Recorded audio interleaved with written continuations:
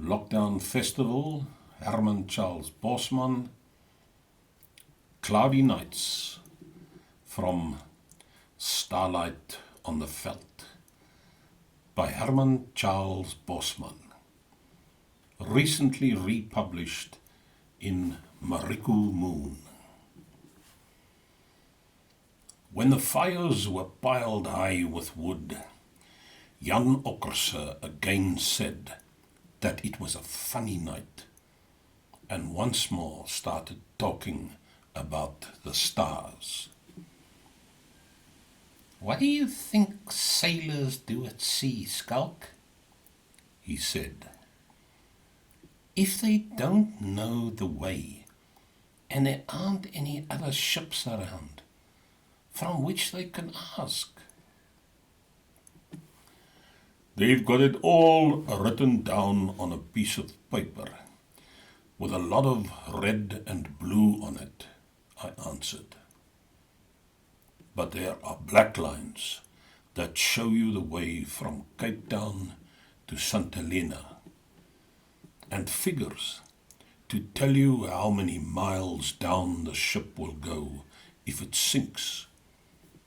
I went to St. Helena during the Anglo-Boer War. You can live in a ship just like an ox wagon.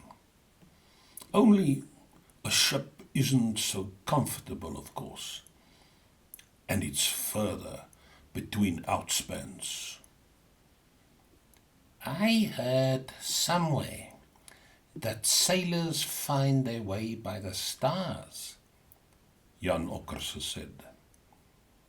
"I wonder what people want to tell me things like that for." He lay silent for a while, looking up at the stars and thinking.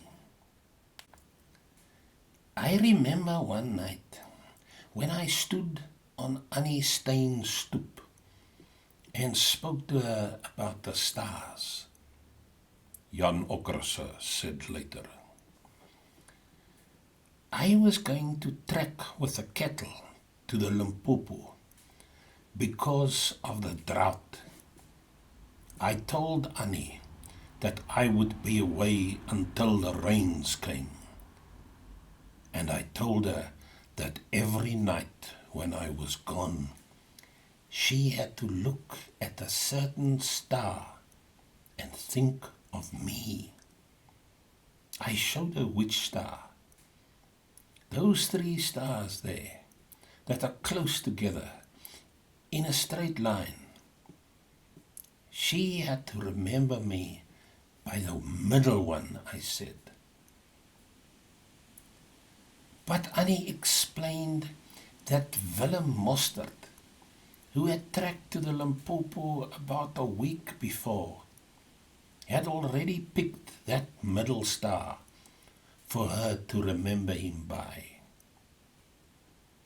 So I said, all right, the top star would do. But Annie said that one already belonged to Stoffel Brink.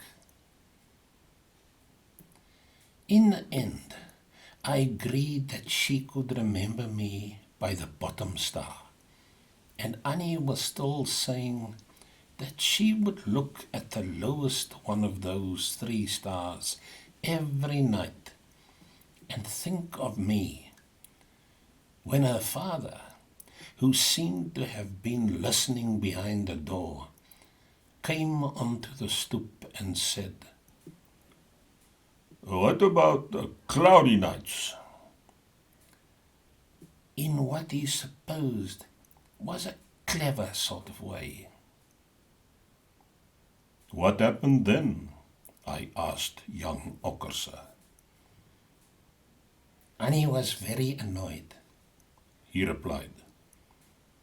She told her father that he was always spoiling things. She told him that he wasn't a bit funny, really, especially as I was the 3rd young man to whom he had said the same thing. She said that no matter how foolish a young man might be, her father had no right to make jokes like that in front of him. It was good to hear the way Annie stood up for me. Anyway, what followed was a long story. I came across Willem Mostert and Stoffelbrink by the Limpopo, and we remained together there for several months. It must have been an unusual sight for a stranger to see. 3 young men sitting around the campfire every night, looking up at the stars. We got friendly after a while, and when the rains came, the 3 of us trekked back to the Marico. And I found then that Annie's father had been right about the cloudy nights, I mean. For I understood that it was on just such a sort of night that Annie had run off to Johannesburg with a bywoner who was going to look for work on the mines. Jan Okkerse sighed and returned to his thinking. But with all the time that we had spent in talking and sleeping, most of the night had slipped away. We kept only one fire going now, and Jan Okkerse and I took turns in putting on the wood. It gets very cold just before dawn, and we were both shivering. Anyway, Jan Okkerse said after a while, now you know why I'm interested in the stars. I was a young man when this happened, and I've told very few people about it. About 17 people, I'd say. The others wouldn't listen. But always, on a clear night, when I see those bright stars in a row, I look for a long time at the lowest star, and there seems to be something very friendly about the way it shines. It seems to be my star, and its light is different from the light of the other stars.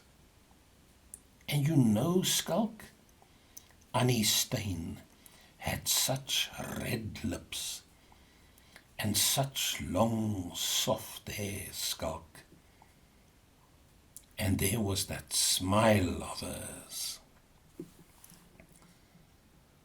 Afterwards, the stars grew pale, and we started rounding up the donkeys and ready to go. And I wondered what Annie Stein would have thought of it if she had known that during all those years there was this man looking up at the stars on nights when the sky was clear, dreaming about her lips and her hair and her smile. But as soon as I reflected about it, I knew what the answer was also. Of course, Annie Stein would think nothing of Jan Okkerse. Nothing at all.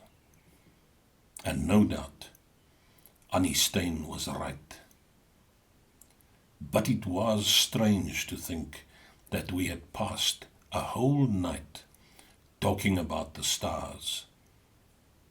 And I did not know until then that it was all on account of a love story of long ago.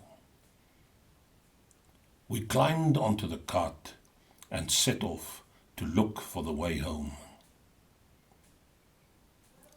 I know that school teacher in the Seerest bar was all wrong, Jan Okkerse said finally, when he tried to explain how far away the stars are. The lower of those 3 stars, it has just faded, is very near to me.